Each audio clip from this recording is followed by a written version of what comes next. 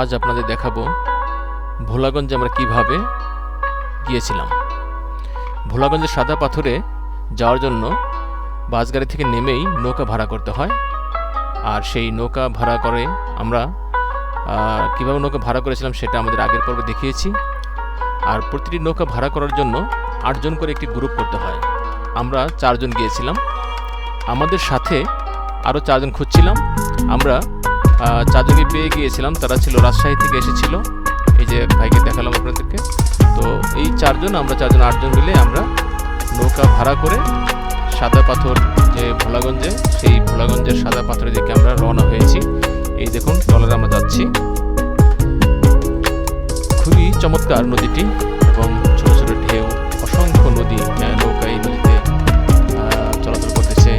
অসংখ্য হাজার হাজার পর্যটকদের নিয়ে এই নৌকাগুলি সারাক্ষণ ছুটে চলছে। সিলেটের ভোলাগঞ্জ বাংলাদেশের অন্যতম সুন্দর এবং জনপ্রিয় পর্যটন স্থান। এটি সিলেট শহর থেকে প্রায় 33 কিলোমিটার দূরে, যা পাথর, কোয়ারি এবং মেঘালয়ের পাহাড়ের সৌন্দর্যের জন্য বিখ্যাত।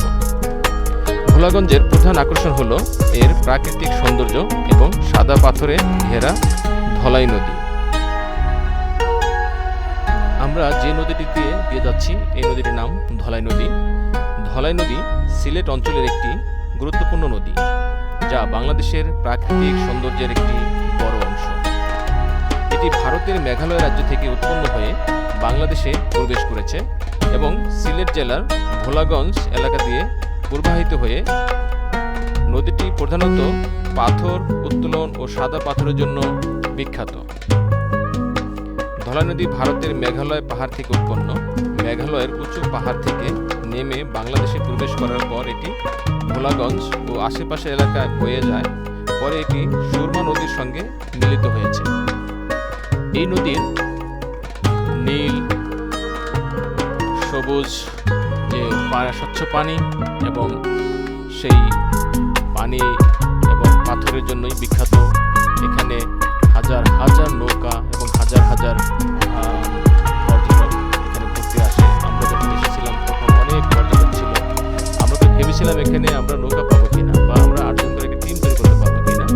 তো পরক্ষণে আমাদের টিমটি তৈরি হয়ে গেছে। আমরা সেই নদী পথে, ধলাই নদী পার হয়ে আমরা সেই ভোলাগঞ্জের সাদা পাথরে যাচ্ছি এবং এর আরেকটি অংশ আছে, সেটি আপনাদের পরবর্তী ভিডিওতে দেখাবো, যাতে ভিডিওটি বড় না হয়ে যায় সেই জন্য।